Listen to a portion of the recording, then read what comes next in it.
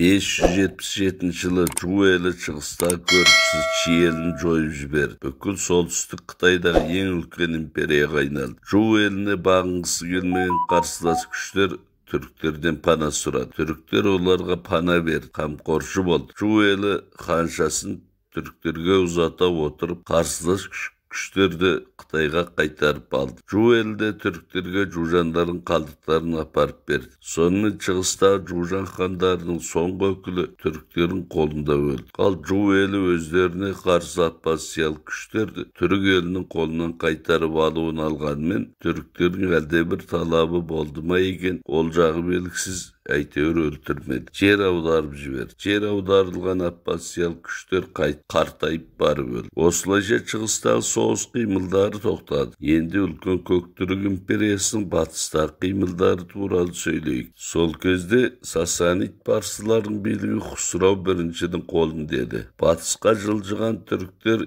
эфталиттермен құдандалық байланыс, түрлі байланыстар жасап тұрғанмен, ақыры 563 жылдары олармен де жаңжалдаса бастады. Осы кезде Хұсрау біріншінің елшісі түріктерге келіп, екі ел бірігіп, эфталиттерге қарсы соғыс ашуға өтініш білдірді. Парсылармен біріккен түріктер Шыңжаңнан Мауреннахр Ауғанстанға дейінгі жерді иелеп жатқан эфталиттерді жойып жіберді. Сонымен Шыңжаң мен Мауреннахр өлкесі түріктердің билігіне бөлініп берілді. Әмударияның оңтүстік жағы Иранға қарады. Енді парсылар Қытай жібегін Әмудың оңтүстік жағына өткізбеуге тырысты. Өйткені бұл кезде парсылар өздері жібек өндіретін техниканы игеріп алған еді. Олар өздерінің түрікпен бет жыртысу үшін қайдағы бір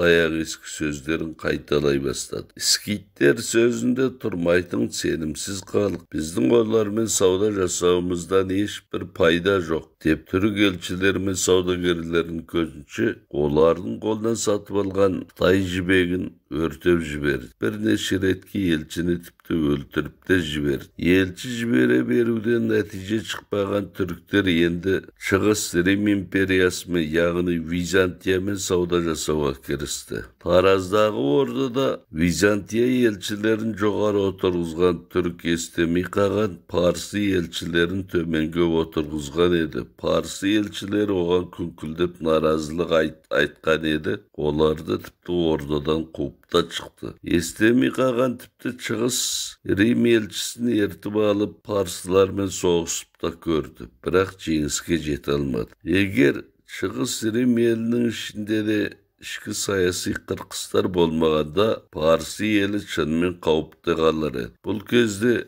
Византия ханшасы София Тибилесті корольдыққа көтеріп, өзінің есі ауысқан күйеуін тақтан түсірген еді. Тибилес таққа шыққан соң Софияны сарай ішіндегі үй қамауын алды. 571 жылы Константинопольге келген түрік елшісі Византия королынан парсымен жасаған келісімшарт күшінен қалдыруды өтінді. Сонымен парсымен жасаған келісімшарт күшінен қалды дегенді естіген парсылар Византиямен жауласа бастады. Бұл жауласу 20 жылға созылған тарихтан белгілі, бірақ бұл соғыстың өзі де ұзаққа бармай тоқтады. Оған себептің бірі батысқа кеткен жужандар Қара теңіздің батыс жағына барып, Авар мемлекетін құрған еді. Византия парсымен соғысу үшін ең жақын көршісі Авармен ынтымақтасуға бел буған болатын. Мұнысы Аварды жек көретін түріктерге жақпады. 576 жылы Таразға келген Византия елшісіне қатты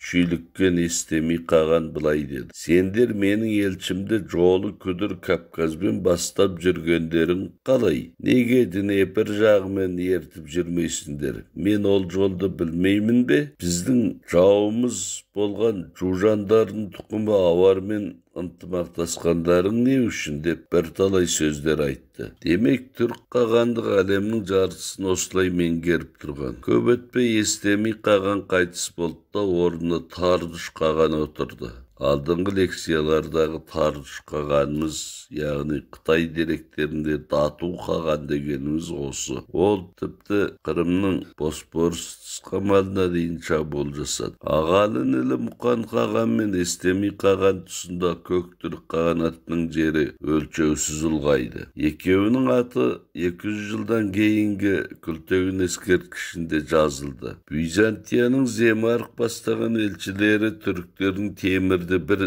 бізден сатып алыңдар деп үгіттегенін жазған. Шындығында сол кезде орталық Қазақстанда өндірілген темірлер Тараз арқылы оңтүстікке Иран, Үндістанға дейін, Жетісу жері мен Таң империясына дейін саудаланып тұрған. Мұны кейінгі басқа кітаптардағы дәлелдей алады. Батыс түрік қағанаты дамыған кезде шығыс шекарасы Алтайдан бастап батыста Еділ өзеніне дейін, солтүстікте Ібір-Сібірден оңтүстікте Ауғанстан жеріне дейінгі кең өлкені иелеп жатты. Біздің мақсатымыз оқулықта кезікпейтін бөлімдерді ғана айтып беру болғандықтан, әсіресе батыс түрік қағанаты туралы оқулықта көп жазылғандықтан, оған көп тоқталмаймыз. Керек болса шығыс түрік қағанаты туралы айтылмаған бөлімдерден лекция оқитын боламыз.